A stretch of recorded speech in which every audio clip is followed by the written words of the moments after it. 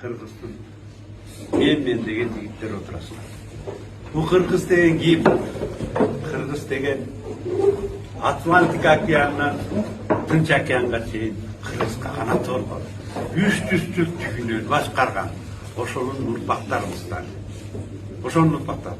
Ошол каганат эмнеден жоюлуп кетти? Эмне болуп жок болуп кетти деген суроого жооп берсек, ошол каганат биздин ички жана сырткы душмандардын таасирасында жок болуп кетти. Ички душманыбыз ошол биздин Кыргыздын бирикпегенинен.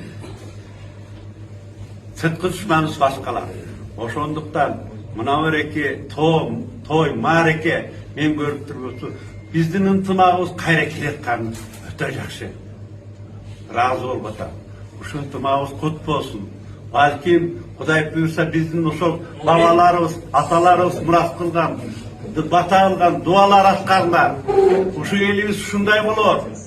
Ушул жерди берди, ушул элди берди, ушул тилди берди. Ушул биздин урпактарыбызга төөлүккө туштап кетербиз. Ушул ынтымагыбыздан айырбайлы. Ушул ынтымагыбызга баш атыбыз менен кызмат кылалы. Мына бул жерде мына ак көк кызылдын баары отурабыз, бийликтерден отурабыз. Эмне кылсак да ушул ынтымак. Ушул ынтымак. Ушул биздин жерибиз. Мындан ыйык нерсебиз жок. Ушуну бизге эске алып коелу. Ошондуктан баарыңыздарга сүйден солун, ишиңиздерге ийгилик.